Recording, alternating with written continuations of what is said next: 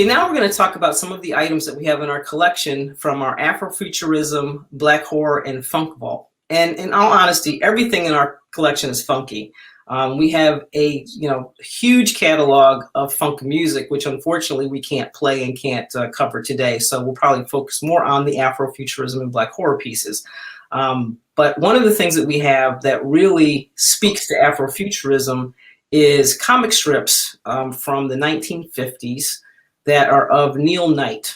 We were able to license the rights to a bunch of comic strips that were printed in a color comic insert. First time a color comic insert had been inserted into an all-black newspaper back in the Pittsburgh Courier.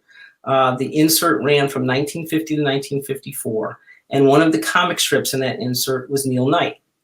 Neil Knight is the first Afrofuturistic character and first Black space traveler to ever appear in a comic strip. He's also the first Black science hero to ever appear in a comic strip. He really derived his abilities from science and technology. And his partner Zaina, who he meets through his space travels, we believe is also the first Afrofuturistic Black female character and first Black female science-based character to ever appear in a comic strip. Now, we are going to be working with John Jennings and a whole bunch of really creative and talented people to reimagine Neil Knight, and we call him kind of Neil Knight 2.0, and to create all new stories around this very important, historic Afrofuturism character. And we're very excited to be working with John. We're also working on some educational properties, some games and things like that that are going to feature Neil Knight. So we're looking forward to bringing him to children all over the country, and particularly to Black children as a hero that they can look up to and hopefully learn with as we roll out our educational games around Neil Knight. So that's the first thing from our collection. When we look at our animation collection, we've got a lot of cartoons that touched on Afrofuturism. We've got Estrella from Space Sentinels, the first Black female superhero. Josie and the Pussycats in outer space. I don't know if a lot of people knew that Josie and the Pussycats went to outer space, but Valerie, the Black female character in Josie and the Pussycats, was in outer space for a whole season of animated cartoons. C-Lab 2020, of course everybody knows Star Trek with Lieutenant Uhura. There was an animated cartoon of Star Trek that ran in the 70s. Some of the other superheroes, Black Vulcan, which was the TV equivalent of Black Lightning, ran as part of the Super Friends cartoon series later in the 70s. The Brown Hornet, which was a segment in the Fat Albert and the Cosby Kids cartoon. Rickety Rocket was a cartoon that ran in the 70s. And then you have some of the other characters that come later in animated form, like Storm and Bishop from X-Men. We have cells of those characters in our collection.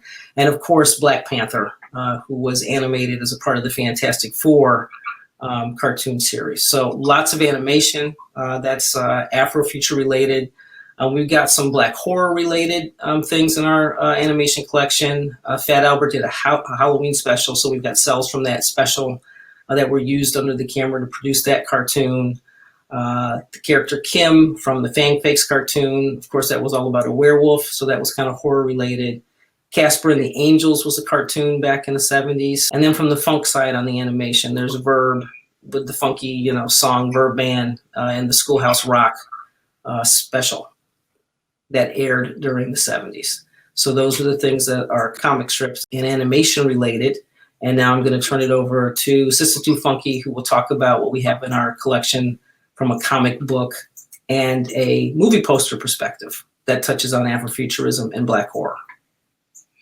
Hi, we have a number of comic books and movie posters in our collection. And to be quite honest with you, we have about 300 or more comic books. And at no time did I really look at them from an Afrofuturistic perspective.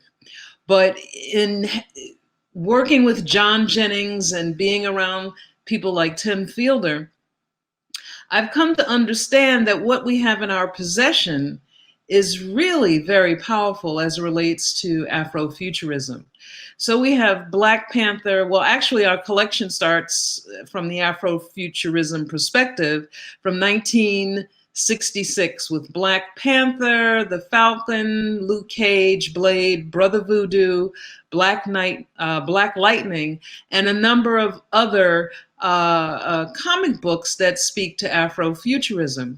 We have a few comic books that are more to the Black horror vein of comics from 1973. We have Blade. We have a spoof comic from Marvel, which was a spoof on Blackula in 1973, and The Living Mummy. Now, I will be very honest with you. We've collected these comics from the perspective of it is important to collect this because we need to be in control of our history, our artifacts, and especially images that are out there that reflect who we are, or images that have been created on who we are. But it's been a very enlightening experience to see what we have that's related to Afrofuturism. Now, as it relates to the movie posters, you know, we have a 600, 700 piece movie poster collection going as far back as the 1950s, quite honestly. But as it relates to Black horror and Blaxploitation, starting in 1972 with Blackula, The Thing with Two Heads, Alabama's Ghost, Scream, Blackula Scream, Abby, all of, you know, some of the greatest hits from the 70s. You know, when you are, if you think back to your youth and you're looking at these films, you know, you really don't get into the Black horror perspective as in, wow, these films were so groundbreaking. And, you know, in these particular films, we as the Black character did not die first. And, you know, it's very telling to say what has transpired in films of present day in the 80s and the 90s, where all the Black characters were, you know, eliminated first in the film. So, you know, we're very excited about this collection. We're very excited about the movie posters that we have that represent Black horror. And I hope you have an opportunity to see our online exhibit of Black horror for this particular event.